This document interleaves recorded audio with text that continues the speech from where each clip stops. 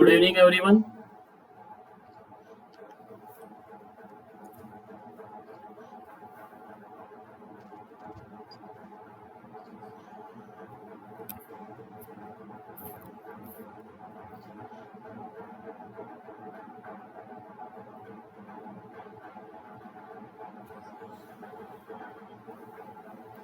Am I audible?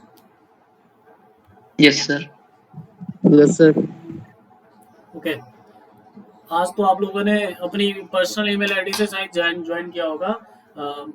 From now onwards जब हम लोग आपकी ईमेल आईडी एक्टिवेट हो जाएगी, उसके बाद आप लोग उसी ईमेल आईडी से जो बीएमई का क्लासरूम है उसको ज्वाइन करोगे, as well as for CMD जो भी B1 और B2 है, सीएमडी का भी ज्वाइन करेंगे इसी ईमेल आईडी से, फिर से ज्वाइन करेंगे। और उसके बाद जो मैक्सिमम क्लासेस अभी ऑनलाइन होंगी, ठीक है, बहुत जल्दी हमें इसको रैप अप करना है और हम चाहते हैं कि हमारे जो लेक्चर्स हैं और रिकॉर्ड भी हो जाए, ताकि बाकी स्टूडेंट जो अटेंड ना कर पाए किसी वजह से, वो वीडियो देख के फिर से लेक्चर को अटेंड कर सकें। ठीक है, तो हमें जल्दी से जल्दी 4th यूनिट तक पढ़नी है मिड टर्म 2 से पहले, और 5th लास्ट यूनिट भी पढ़ना है हमें असाइनमेंट्स के लिए और प्रेजेंटेशन में। जैसे ही कॉपी चेक हो जाएगी मैं प्रेजेंटेशन की लिस्ट भेजूंगा ग्रुप के साथ। ठीक है, तो स्टार्ट करते हैं ज़्यादा टाइम ना लेते हुए। So the topic is the next unit start कर रहे हैं, 3rd unit, refrigeration and air conditioning. Okay,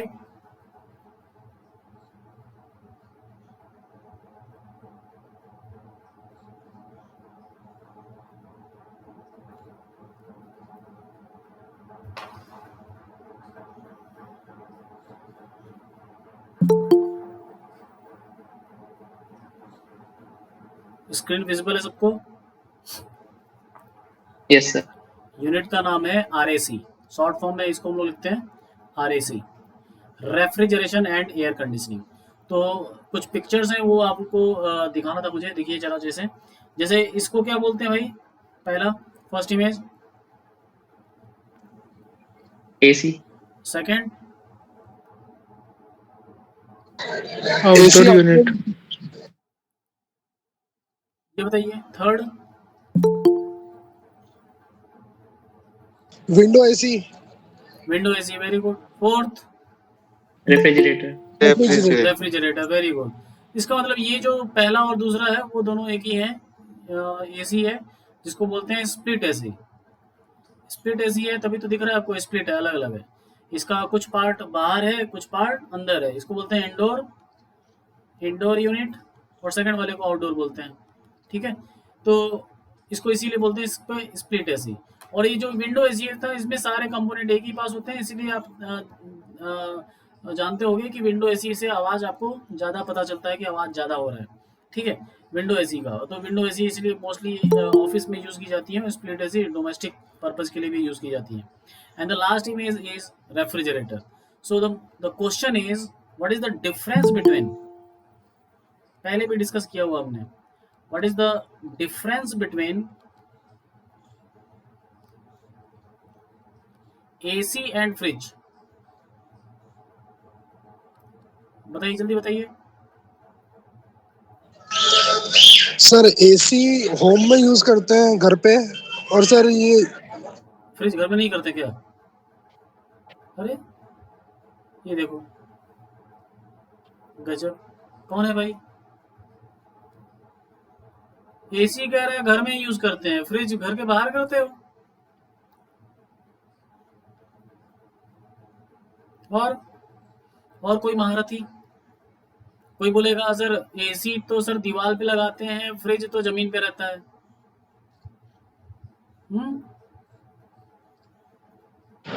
sir AC जो है वो स्पेसिफिक टेम्परेचर को मतलब आपकी आवाज नहीं आ रही है। हेलो, एसी जो है सर, बोलिए बोलिए, बोल सकते हो तो बोलो। सर एसी बाहर की जो एयर है उसको कंप्रेस करके और उसका टेम्परेचर रिड्यूस करता है, जबकि फ्रिज के अंदर के ही टेम्परेचर को रिड्यूस करता है। Very good. Anything else? ये तो आप लोग बता रहे हो कि किसको ठंडा करता है, किसको गर्म करता है। क्या यही काम है बस, ठंडा करना? एसी और फ्रिज का काम यही है सिर्फ, टू कूल डाउन एयर?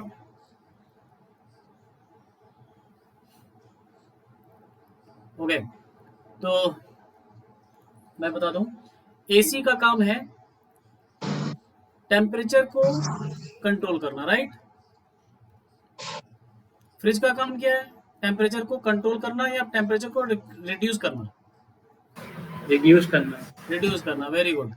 और कंट्रोल करने का मतलब है इंक्रीज करना भी हो सकता है, डिक्रीज करना भी हो सकता है, ठीक है? इसीलिए इसमें बहुत सारे सेंसर लगे होते हैं जो बाहर के टेम्परेचर को मेजर करते हैं कि टेम्परेचर बढ़ाना है कि कम करना है। Okay, anything else to be controlled by AC? Remote से क्या होता है और क्या क्या कर लेते हो? ह्यूमिडिटी।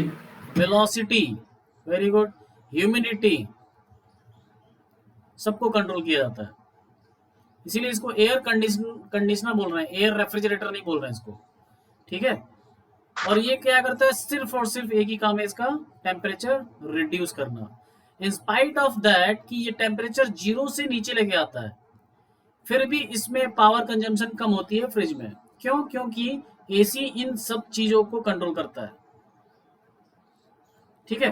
तो आगे जल्दी से अब चलते हैं, हम लोग आगे बढ़ते हैं। Introduction to refrigeration and air conditioning. Refrigeration and air conditioning, that is RAC, are technology used to control the temperature in various environment and processes. तो टेम्परेचर को कंट्रोल करके ही बाकी सारी चीजों को कंट्रोल किया जाता है। But in case of AC, velocity is to also be controlled. तो पर्पज क्या है एसी का? To maintain the thermal comfort. Thermal comfort हमें सिर्फ टेम्परेचर से नहीं, ह्यूमिडिटी से भी होता है और वेलोसिटी से भी होता है, वेलोसिटी ऑफ एयर। जैसे घर में हम फैन चलाते हैं, क्या फैन कोई एयर, ठंडी एयर को लेके आता है? Ceiling fan no sir. नहीं। वो सर क्या करता है वो? सिर्फ एयर की एयर को पुश वेलोसिटी को करता बढ़ाता है। है, जिससे हमें थोड़ा सा थर्मल कंफर्ट फील होता है। क्यों? क्योंकि जो एयर है वो हमारी बॉडी को टच करते हुए हमारी बॉडी के पास जो हीट है उसको लेके चला जाता है, कहीं खुद में ले लेता है वो हीट। तो हीट थोड़ी देर के लिए हटा देता है हमारे यहाँ से, हमारे बॉडी के पास से, क्योंकि हीट जो बाहर है वो हीट हमारी बॉडी में ट्रांसफर होने जा रही है। तो ट्रांसफर होने जा रही है तो हमें हॉट फील होगा। सो जब एयर आती है ज़्यादा वेलोसिटी से तो एयर उस हीट को लेके चली जाती है, इसलिए हमें थोड़ी देर के लिए कंफर्ट फील होता है, थर्मल कंफर्ट, ठीक है? तो अगर उस एयर को ठंडा कर दिया जाए तो एसी बन जाएगा। उस एयर में थोड़ा सा वाटर के ह्यूमिडिटी डाल दिया जाए तो वो कूलर बन जाएगा। वाटर कूलर क्या है? सॉरी, वाटर कूलर नहीं, एयर कूलर। जो गर्म वो यूज़ किया जाता है, बहुत ज़्यादा भीलवाड़ा में बहुत ज़्यादा यूज़ किया जाता है। राजस्थान में सबसे कूलर ज़्यादा यूज़ किया जाता है एसी के कंपेरेटिवली, क्योंकि यहाँ पे ह्यूमिडिटी ज़्यादा है नहीं, तो कूलर ज़्यादा इफेक्टिव हो जाता है यहाँ पे। एयर कूलर, एयर कूलर क्या कर रहा है? सिर्फ एयर के छोटे छोटे मिस्ट टाइप के पार्टिकल से जो एयर के साथ मिक्स हो जाते हैं और हमको थोड़ा सा थर्मल कंफर्ट देते हैं। लेकिन वही एयर के पास अगर होल्डिंग कैपेसिटी ऑफ वाटर ज़्यादा हो जाएगी तो वही एयर में वाटर ज़्यादा होगा तो आपको ह्यूमिडिटी फील होने लगेगी। कूलर को बहुत देर तक पंप के साथ यूज़ करो और बंद कर दो, अचानक से ह्यूमिडिटी आपको फील होने लगेगी, लगेगा कि घर में बारिश होने वाला है, ऐसा लगने लगेगा। सो द एयर कंडीशनिंग में जो टेम्परेचर का रेंज है वो 16 टू 30 डिग्री सेल्सियस तक है, शायद ये 32 तक भी है शायद, ठीक है, 32 डिग्री सेल्सियस तक भी है।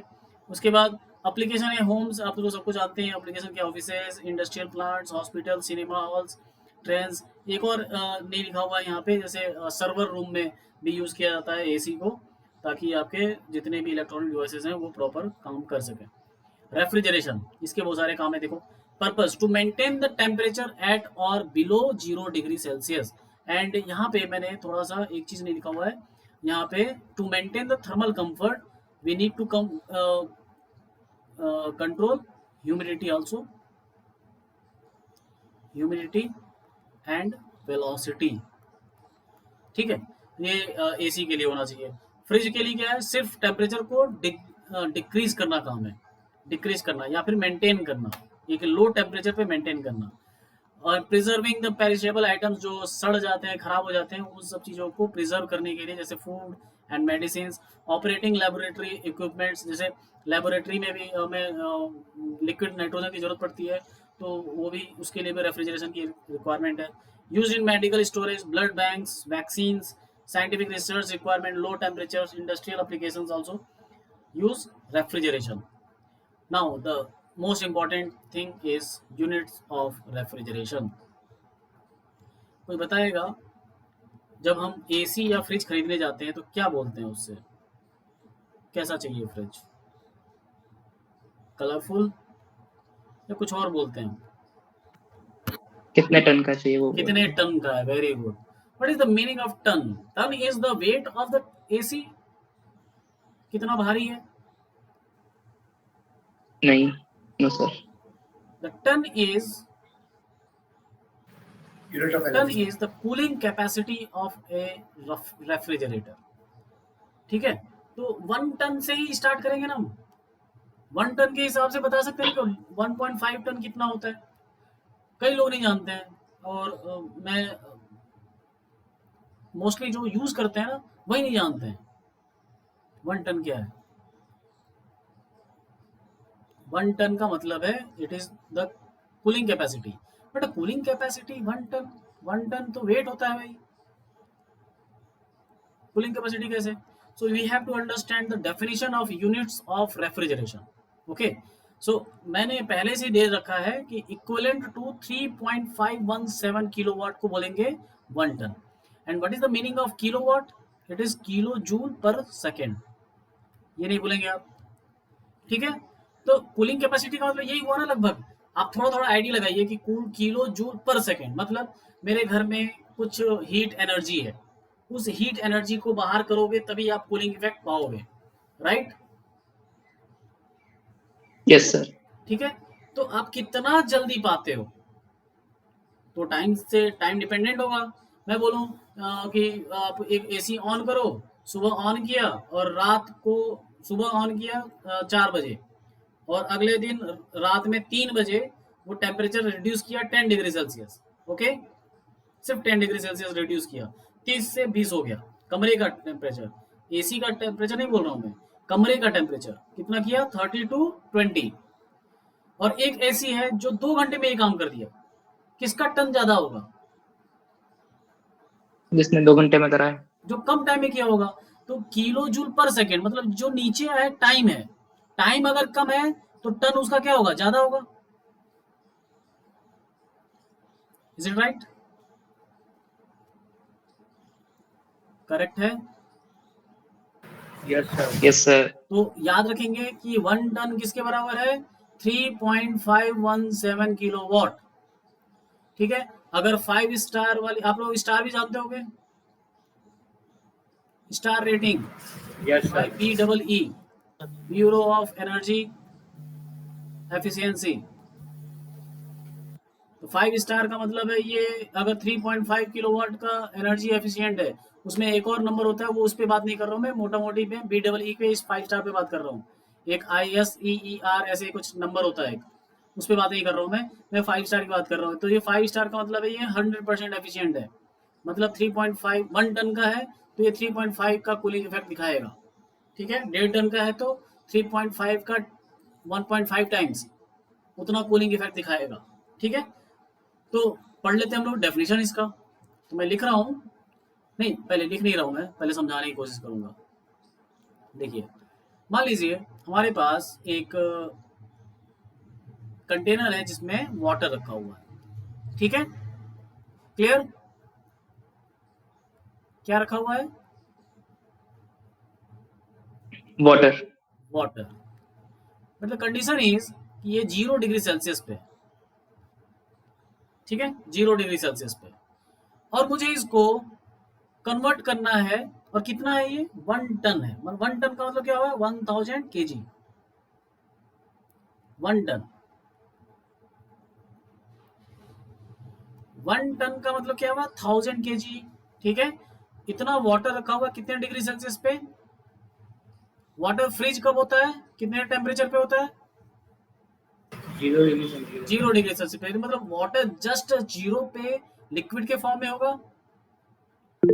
उसके बाद उसमें से जब हम लेटेंट हीट उसका निकाल लेंगे तब वो आइस में कन्वर्ट हो जाएगा 0 डिग्री सेल्सियस पे ही। ठीक है, तो अब मुझे इसको कन्वर्ट करना है किसमें, किसमें कन्वर्ट करना है?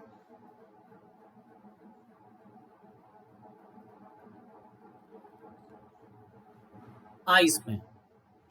बेटा कुछ लोग बोल भी सकते हैं, अगर मैं पूछ रहा हूँ तो आप बोल भी सकते हो यार, ताकि लगे कि जिंदा हो तुम लोग। आइस में कन्वर्ट करना है एट 0 डिग्री सेल्सियस। क्या इसका मास बदल जाएगा? No sir. No, 1 no ton, sir. तो 1 टन ही रहेगा। ठीक है, 1000 kg ऑफ आइस में कन्वर्ट करना है। तो इसमें से हम सेंसिबल हीट नहीं निकालेंगे, कौन सी हीट निकालेंगे? Latent heat. हिंदी में बोलते हैं इसको गुप्त उष्मा। जब हम फेस को ट्रांसफॉर्म करते हैं उस समय में कौन सी उष्मा की जरूरत पड़ती है? हीट की, लेटेंट हीट। उस लेटेंट हीट को हमें निकालना होगा या देना होगा फॉर दिस निकाल कन्वर्जन? निकालना होगा। निकालना होगा, वेरी गुड। यहाँ से हमें लेटेंट हीट को निकालना होगा। ठीक है, उस लेटेंट हीट को मैं लिख रहा हूँ Q, and that is equals to, आप लोग फिजिक्स में पढ़े हैं पहले भी, mass into latent heat LH। Mass into LH। LH को मैं डायरेक्टली L लिख रहा हूँ ताकि आपको ना लगे कि यहाँ पे 3 टर्म्स हैं, यहाँ पे सिर्फ 2 ही टर्म्स है, Q इक्वल्स टू ml। ठीक है, Q equals to ml। But शर्त ये है, यहाँ पे शर्त ये है कि ये काम हमें 24 घंटे में करना है। कितने घंटे में? कितने घंटे में करना है? 24। तो जितनी आपको एनर्जी इसको देनी पड़ेगी पर सेकंड, उसी को बोलते हैं 1 ton of refrigeration.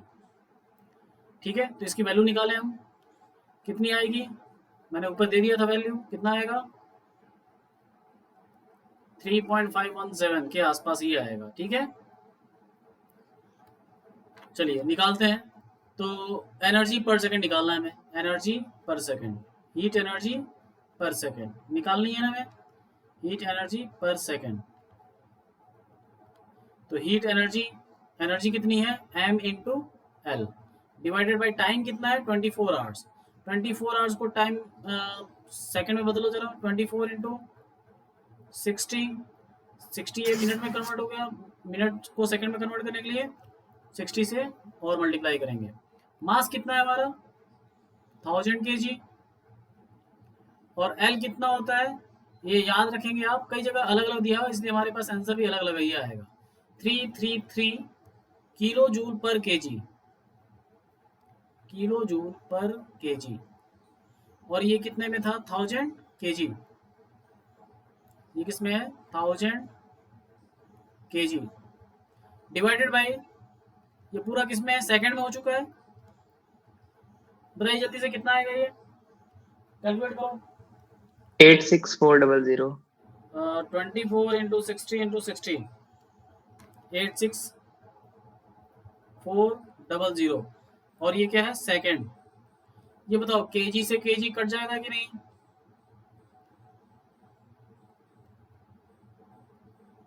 Yes sir.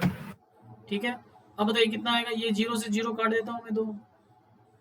अब बताओ जरा करके सॉल्व करके, 3333 इंटू 10 डिवाइडेड बाय 864, ये आ गया हमारा 3.85। 3.85, ठीक है, 3.85 किलो जूल पर सेकेंड।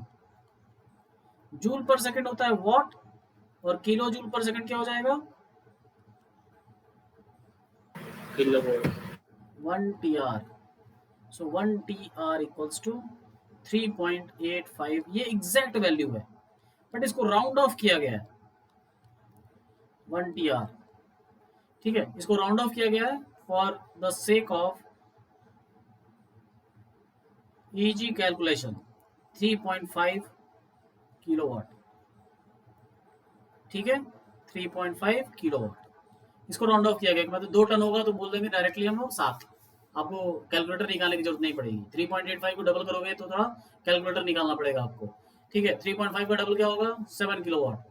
तो इस तरह से हमने इसको राउंड ऑफ किया 3.5 किलोवाट तक, याद रहेगा ये,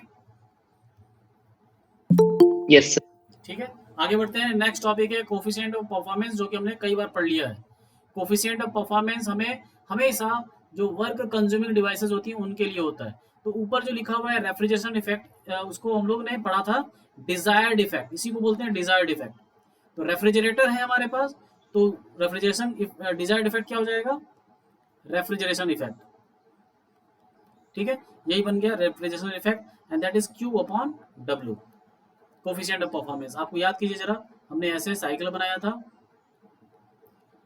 ये रेफ्रिजरेशन है, तो रेफ्रिजरेशन वर्क कंज्यूमिंग डिवाइस है, तो डायरेक्शन वर्क का इधर होगा और इधर से हीट निकलती है Q1 और इसमें हीट आती है दैट इज Q2, ठीक। तो इस हिसाब से हमें COP निकला था, जो हीट चाहिए निकालना है हमें। यहाँ पे हमने एप्पल रखा था, क्लाउसियस स्टेट में पढ़ा था हमने कि एप्पल रखा, उसका हीट हमने निकाला Q2, और यही Q2 क्या होता है, डिजायर्ड इफेक्ट। तो यहाँ पे जो ये Q लिखा हुआ है यही Q2 है, Q2 upon energy input, energy input is work done, ठीक है। तो ऐसे हमने COP निकाला था of refrigerator. A higher COP indicate the more efficiency of the system, कि सिस्टम बहुत ज्यादा एफिशिएंट है तो COP उसका ज्यादा होगा। Typical value of the COP is in between 2 to 6। जो डोमेस्टिक रेफ्रिजरेटर और AC होती है उनके COP होती है 2 to 6 तक। Now the working principle of domestic refrigerator, working principle of domestic refrigerator, तो मैंने पहले ही बताया है, it is the Clausius statement, it is based upon Clausius statement of second law of thermodynamics. Heat can not spontaneously flow from colder body to hotter body without external work. समझ में आ रहा है ये? यस कि heat can not be flow from low temperature to higher temperature without any external work, बताया था मैंने ये। फिर से वही साइकिल बनाते हैं रेफ्रिजरेटर का, नीचे है सिंक, सिंक का टेम्परेचर कम होता है दैट इज T2, और ऊपर होता है सोर्स, सोर्स का टेम्परेचर है T1। ये होता है हॉट बॉडी, ये हॉट ये कोल्ड, और हीट ट्रांसफर हो रही है low to high. Is it possible? No, this is not possible, but it can be possible if you do some work on the system, that is W। तो work on the system मतलब direction किधर होगा, system की तरफ होगा work का। तो अगर ये करोगे तो आप ये कर पाओगे कि लो टेम्परेचर से हाई टेम्परेचर पे हमने हीट को ट्रांसफर करा लिया। तो जैसे हमारे पास जो डोमेस्टिक रेफ्रिजरेटर है, देखिएगा एक बार, मैंने ये पहले भी दिखाया हुआ है, बताया हुआ है आपको कि इसमें 4 मेन कंपोनेंट है। एक है इवेपोरेटर कॉइल्स, जो कि उन दोनों के बीच में होगा, किसके, चिलर में 2 प्लेट होती हैं, उन दोनों के बीच में हमारा एक पाइप होगा जिसको बोलते हैं इवेपोरेटर पाइप्स, ठीक है, इवेपोरेटर कॉइल्स। इसके बाद इसमें से रेफ्रिजरेंट जो है, जो लिक्विड उसके अंदर, वो बाहर निकलते हुए बाहर जाएगा और कंप्रेसर में चला जाएगा। कंप्रेसर में उसका टेम्परेचर और प्रेशर बढ़ता है, टेम्परेचर और प्रेशर बढ़ेगा। उसके बाद ये चला जाएगा कंडेंसर में, कंडेंसर में इसका टेम्परेचर बहुत ज़्यादा हो गया तो यहाँ से हीट लॉस हो जाएगा सराउंडिंग की तरफ, ठीक। उसके बाद एक कैपिलरी ट्यूब आता है जिसमें एक्सपेंशन होता है, एक्सपेंशन डिवाइस भी बोलते हैं इसको। और ये जो डिवाइस है, एक्सपेंशन डिवाइस इसलिए बोल रहे हैं क्योंकि वो एक्सपेंशन करता है। ये डिवाइस एक्चुअली बनता है कैपिलरी, कैपिलरी का मतलब है बहुत ही कम डायमीटर वाली पाइप्स, जिसमें से अगर किसी भी लिक्विड को पास कराया जाए तो वो बाहर निकलते वक्त एक्सपेंड हो जाती है। एक्सपेंड होती है तो वॉल्यूम इंक्रीज होता है, वॉल्यूम इंक्रीज होते ही उसका टेम्परेचर डिक्रीज हो जाता है, ठीक है। वॉल्यूम जब इंक्रीज होगा इसका मतलब प्रेशर क्या हो गया, डिक्रीज। प्रेशर डिक्रीज हुआ तो टेम्परेचर भी डिक्रीज हो जाएगा, ठीक है। तो ये प्रोसेस है, इसमें 4 कंपोनेंट है। मैं आपको ये डायग्राम बनाने की जरूरत नहीं है, आपको ये डायग्राम बना सकते हो जो हमने एनर्जी फ्लो डायग्राम बनाया था वो आप बना सकते हैं, working principle of domestic refrigerator. या फिर आप छोटा सा लाइन डायग्राम बना सकते हैं कि कहाँ पर इवेपोरेटर है, कहाँ पर कंडेंसर है, कहाँ पे कंप्रेसर है, कहाँ पे एक्सपेंशन डिवाइसेस है। साइकिल कंपोनेंट में जो मैं बात कर रहा हूँ कि इवेपोरेटर है, कंप्रेसर है, कंडेंसर है, एक्सपेंशन वाल्व है। तो ये तो बेसिक है कि रेफ्रिजरेशन में कैसे कैसे बेसिक काम होते हैं। हम जब रेफ्रिजरेशन के टाइप्स पढ़ेंगे तो उसमें और भी डिटेल में सारे कंपोनेंट्स के काम को देखेंगे। The application of refrigeration and air conditioning. Application हमने ऊपर भी देखा था, एक ओवरऑल देख लेते हैं। Domestic cooling water, beverages and food, medical में preservation of blood and medicine, commercial में air conditioning in hotels, offices, malls, hospitals, cinemas and vehicles, गाड़ियों में भी होता है। इंडस्ट्रियल में oil refineries, textile productions, chemical and steel manufacturing में भी रेफ्रिजरेशन की यूज है। Other use like ice production, scientific research laboratories, storage of rocket fuels, cryogenic fuels जो लो टेम्परेचर पे। क्यों क्रायोजेनिक बनाया जाता है? क्योंकि आपको पता है कि जब टेम्परेचर रिड्यूस करते हैं तो वॉल्यूम बहुत कम हो जाता है। वॉल्यूम कम होने का फायदा ये है कि आप छोटे छोटे सिलेंडर्स में उस फ्यूल्स को फिलअप कर सकते हो और लेके जा सकते हो, तो वो एकोमोडेटेड होता है, मतलब रखना आसान हो जाता है, उसका पोर्टेबल हो जाता है छोटे छोटे सिलेंडर्स को।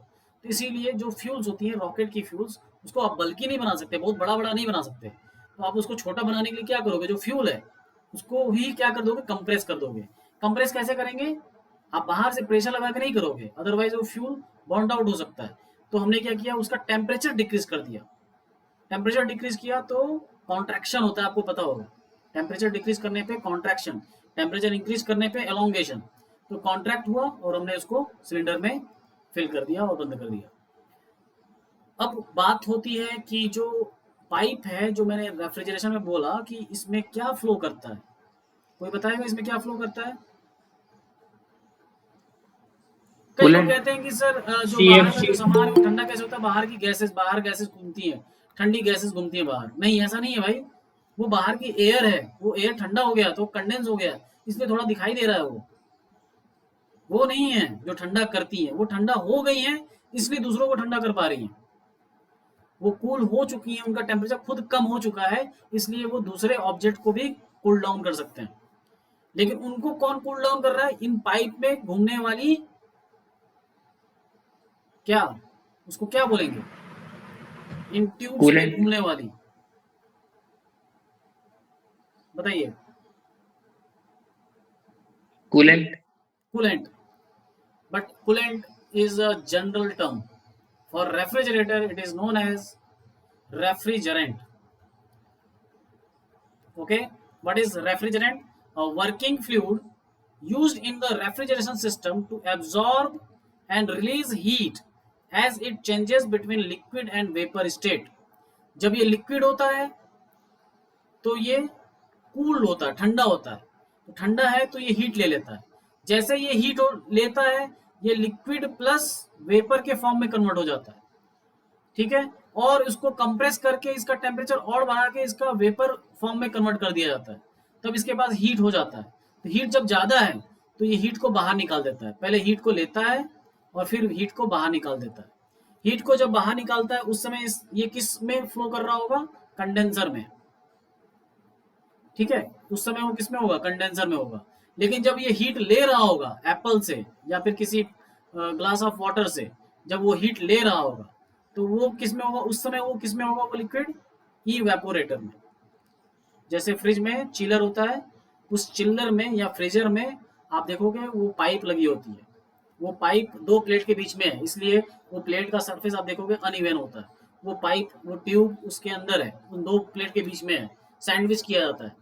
उसको बोलते हैं, उस पार्ट को बोलते हैं, उस ट्यूब के पार्ट को बोलते हैं इवेपोरेटर, ठीक है। तो वहां पे वो लिक्विड के फॉर्म में है, लिक्विड के फॉर्म में रेफ्रिजरेंट। उसका टेम्परेचर बहुत ही कम है, इसलिए वो जो फ्रिज में रखे हुए सामान है उसका हीट ले लेता है और अपना टेम्परेचर बढ़ा लेता है। टेम्परेचर नहीं बढ़ाता है, अपने आप को कन्वर्ट कर लेता है लिक्विड से वेपर में, और वेपर में कन्वर्ट होते ही वो कंडेंसर में चला जाता है। कंडेंसर में गया तो वो हीट, अब उसका टेम्परेचर ज़्यादा हो गया है, तो टेम्परेचर जब ज़्यादा हुआ तो वो हीट को इन्वायरमेंट में बाहर निकाल देता है। वो खुद नहीं निकलता है, एनर्जी को बाहर निकालता है। Mass is not going to be transfer from tubes but energy can be. ये कौन सा सिस्टम है? ओपन सिस्टम या close system?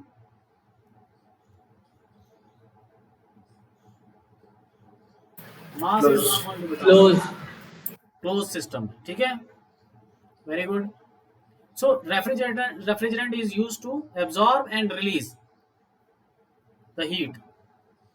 Properties of a good refrigerant, इसका मतलब हमेशा नहीं सोचेंगे कि रेफ्रिजरेंट क्या कर रहा है। जैसे किसी स्टूडेंट ने भाई नाम दिया कूलेंट, कूलेंट तो सिर्फ ठंडा करेगा, रेफ्रिजरेंट क्या कर रहा है, हीट ले भी रहा है, हीट दे भी रहा है, निकाल भी रहा है, ठीक है। तो इसलिए उसको कूलेंट नहीं बोलेंगे, उसको क्या बोलेंगे, refrigerant. 7 point is properties of a good refrigerant, उसका thermodynamic properties, high heat capacity होनी चाहिए कि आप जो बाहर सामान रखे हो उसका हीट को ज्यादा से ज्यादा एब्जॉर्ब कर सके। Efficient face change, face change बहुत ही रैपिडली, बहुत जल्दी हो जाना चाहिए इसका। जैसे आपने हीट दिया और वो वेपर फॉर्म में होगा तभी जाके वो कंडेंसर से हीट को बाहर निकालेगा, वेपर फॉर्म में होगा तो फिर जब हीट निकाल देगा फिर से लिक्विड में कन्वर्ट हो जाएगा वो। Chemical properties, chemical stability, non toxic होना चाहिए, अगर कहीं लीकेज हो गया तो टॉक्सिक है तो जो भी जितने भी पेरिशेबल या खाने वाले आइटम्स हैं वो जहरीले हो सकते हैं, टॉक्सिक हो सकते हैं। इन्वायरमेंटल प्रॉपर्टीज, ऑब्वियसली सब लोग जानते हैं ओडीपी। What is ODP?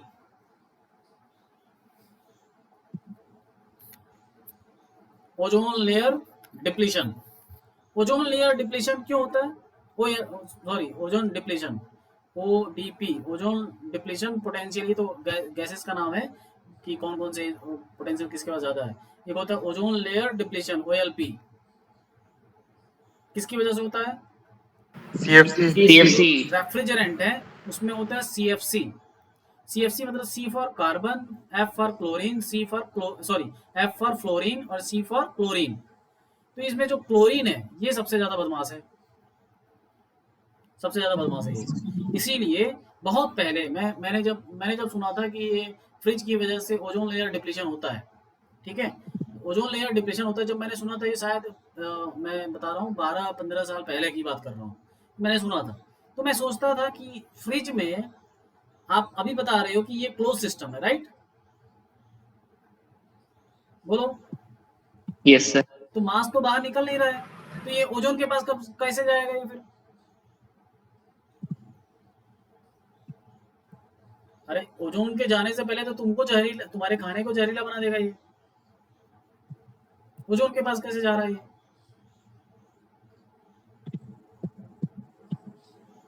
उस समय सुना था मैं, तो उस समय बोला जा रहा था कि fridge refrigeration is the main cause for ozone layer depletion, ठीक है, उस समय बोला गया था।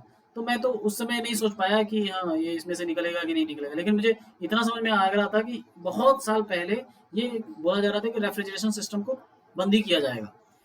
तो जब एनालिसिस की गई तो पता चला कि जो ओजोन है उसका क्या है फॉर्मूला, O3, और ये रिएक्शन करता है Cl के साथ, क्लोरीन के साथ, बहुत ज्यादा रिएक्टिव है और बना देता है O2 प्लस ClO माइनस, ठीक है। तो ये फिर से जाके ClO मिलके ऑक्सीजन के साथ और भी ऑक्सीजन जो नेसेंट बच जाते हैं उसके साथ रिएक्शन करके क्लोरीन और ऑक्सीजन बनाते हैं। और इसका मतलब O3 तो गायब हो गया ना, कुछ और बन गया बहुत सारे, बोलो, बाकी सारी चीजें बन रही हैं। तो ये क्लोरीन की वजह से ये ओजोन रिएक्ट कर रहा है और ओजोन हटके क्या बन जा रहा है, ऑक्सीजन बन जा रहा है। लेकिन हमें क्या चाहिए, ऑक्सीजन चाहिए या ओजोन चाहिए? ओजोन। ओजोन चाहिए to protect from the UV rays of the sun, right, the bad effect of the UV rays, ठीक है। ओजोन तो गायब हो गया, तो पता जब चला कि जब क्लोरीन है तो हमने क्या किया, धीरे धीरे जितने भी रेफ्रिजरेंट थे जो मोस्टली हाइड्रोकार्बन्स होते हैं उसमें से क्लोरीन की मात्रा को कम करने लगे हम लोग। जब क्लोरीन की मात्रा ज्यादा थी तो वो सस्ते होते थे, बहुत ही सस्ते दामों में मिलते थे वो जो रेफ्रिजरेंट। लेकिन जब क्लोरीन हटाने लगे तो वो महंगे होने लगे। तो लेकिन हम महंगा तो कर सकते हैं लेकिन हम ओजोन को डिप्लीट नहीं कर सकते, इसलिए क्लोरीन को हटाने लगे और फ्लोरीन को बढ़ाने लगे और हाइड्रोजन भी ऐड करने लगे। तो ये धीरे धीरे CHF बन गया, CH2F बन गया, CH3F। तो ये अनसैचुरेटेड हाइड्रोकार्बन भी होता है, सैचुरेटेड हाइड्रोकार्बन भी होता है, ठीक है, इस तरह के। लेकिन बस हमारा ध्यान क्या होना चाहिए कि उसमें क्लोरीन कम से कम हो या क्लोरीन हो ही ना, ठीक है। इसलिए तो मेन कॉज क्या है, chlorine. And physical properties, suitable boiling point and condensing points. Boiling point का जहाँ पे वो लिक्विड से गैस में कन्वर्ट हो रहा है, ऐसा नहीं कि बॉइलिंग पॉइंट क्या होता है, बॉइलिंग पॉइंट एक पॉइंट होना चाहिए, ना कि एक रेंज होना चाहिए कि इसका बॉइलिंग 90 से लेके 110 के बीच में आएगा। ठीक है, एक पॉइंट होना चाहिए, ऐसा रेफ्रिजरेंट होना चाहिए कि एक पॉइंट पे होना चाहिए। तो एक वेल डिफाइंड बॉइलिंग पॉइंट होना चाहिए। कंपैटिबिलिटी विद द लुब्रिकेंट्स, जो लुब्रिकेंट्स कंप्रेसर में यूज किए जाते हैं उसके साथ कंपैटिबल होना चाहिए, ऐसा नहीं कि उसके साथ रिएक्ट कर गया। ठीक है। Types of refrigerant, the primary refrigerant and secondary refrigerant. Definition क्या है, substances that directly absorb and release heat bye undergoing phase changes. मतलब ऐसा रेफ्रिजरेंट जो डायरेक्टली यूज हो रहा है कूलिंग के लिए। फंक्शन क्या है, circulate in a vapour compression cycle to transfer heat. में vapour compression cycle next lecture में आएगा। एग्जांपल्स हैं हाइड्रोकार्बन्स, HCFC, HFCs, हाइड्रोकार्बन्स, बाकी प्रोपेन, आइसोब्यूटेन, जिनके जो नंबर्स होते हैं, ये मैं पहले इसकी नेमिंग और ये नॉमेनक्लेचर सिखाता था, बट ये मैंने देखा 2-3 साल से एग्जाम में नहीं आ रहा है कि इसका नॉमेनक्लेचर बताओ। HFC जैसे मान लो कि CF3Cl है, इसका नंबर क्या होगा, रेफ्रिजरेशन नंबर क्या होगा, ये मैं सिखाता था, बट मैंने देखा ये आता नहीं एग्जाम में, तो मैं नहीं बता रहा हूँ इसको। सेकेंडरी रेफ्रिजरेंट, सेकेंडरी रेफ्रिजरेंट देखो क्या है, सिंपल सा समझिएगा।